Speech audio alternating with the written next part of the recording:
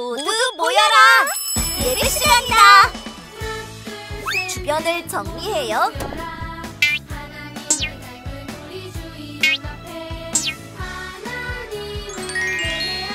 성경책을 준비해요. 헌금을 준비해요. 핸드폰을 꺼요. 바른 태도로 예배해요.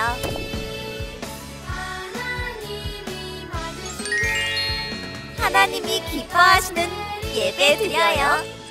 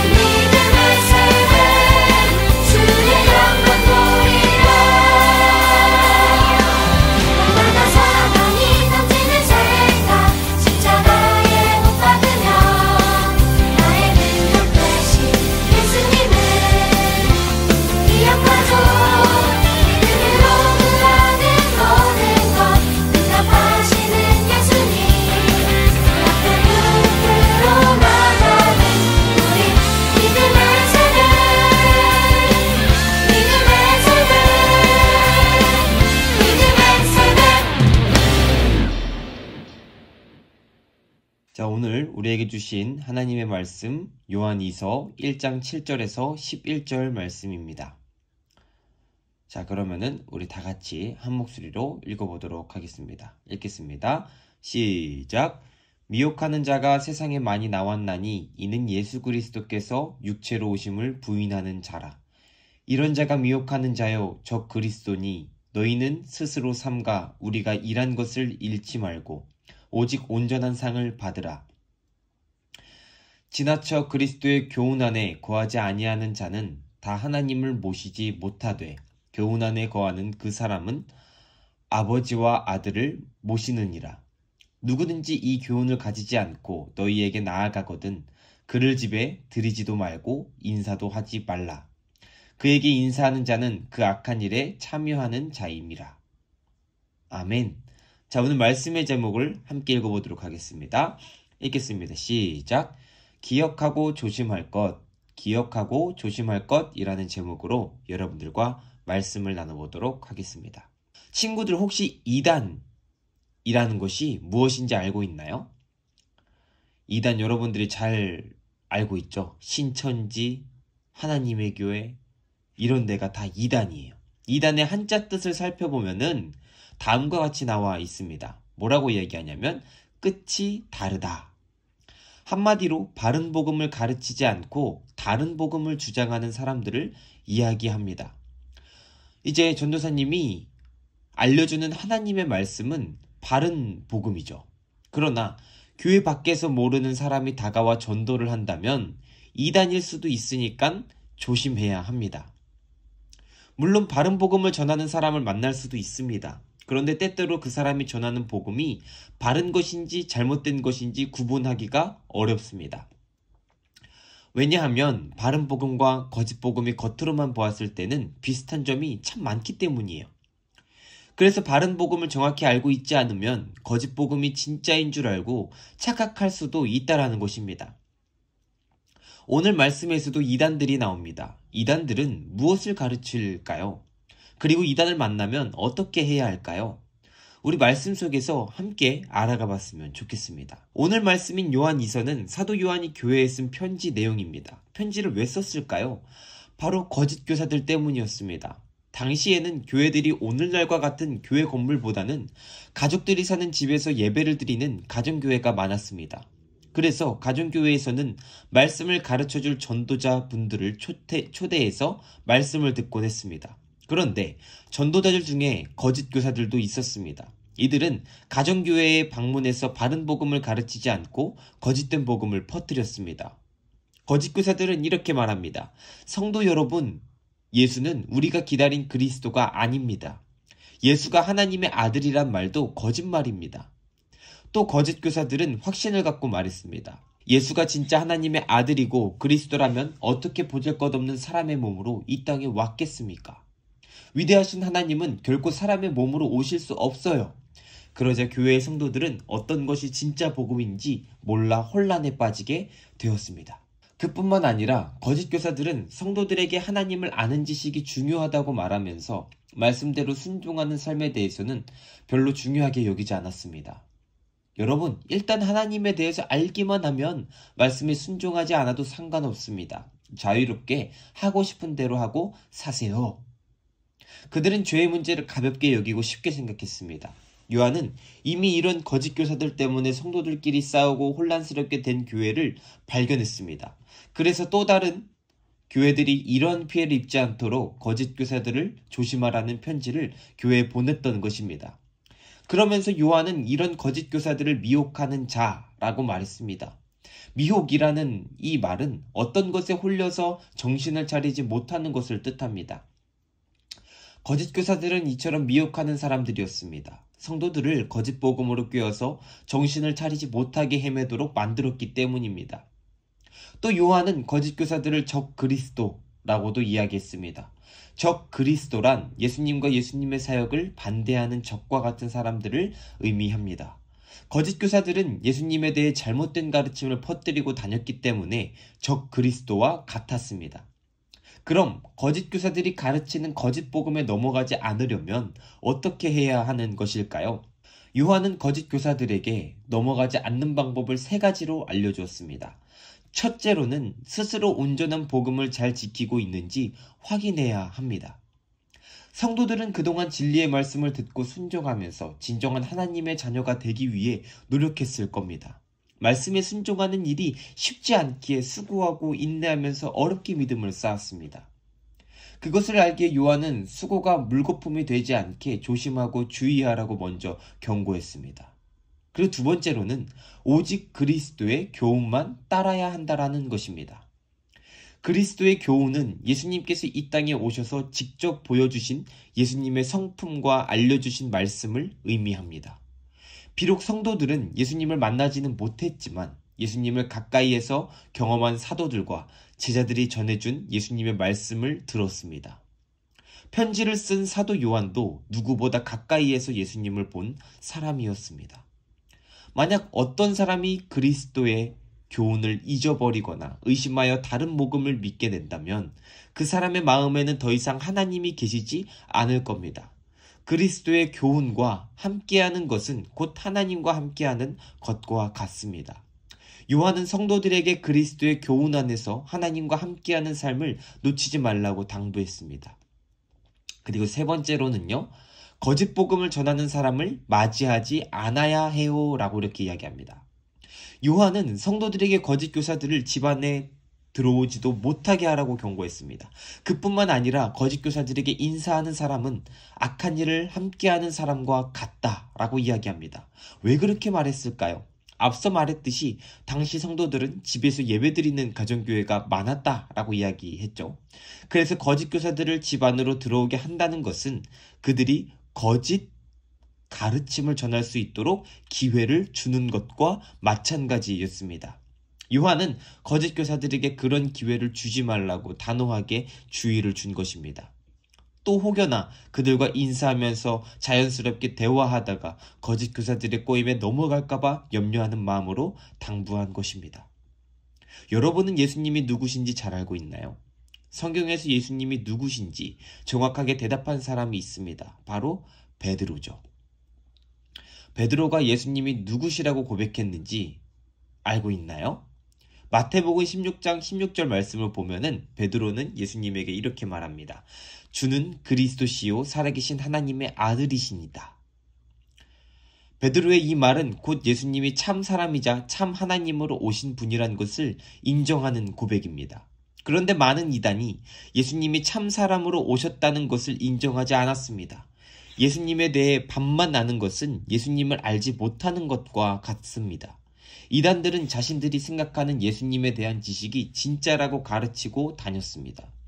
이때부터 존재했던 이단들은 이후로도 계속 나타났습니다.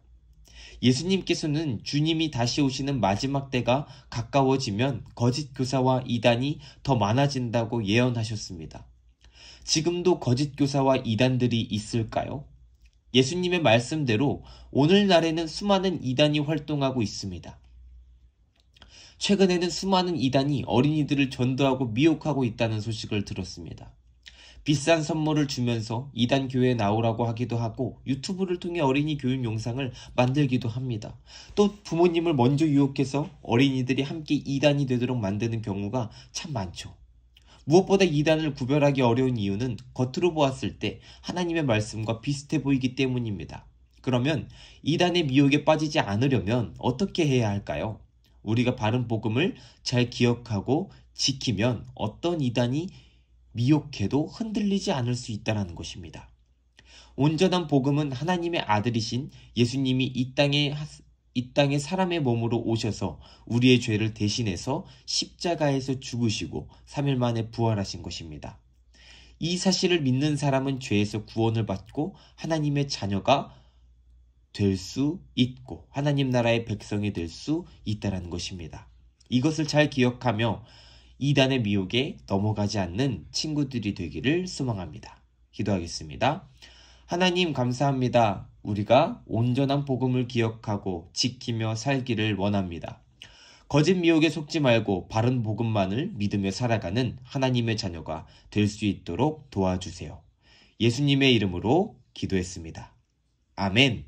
우리 주기도문으로 예배를 마치고 다음 시간에 또 만나도록 하겠습니다. 안녕.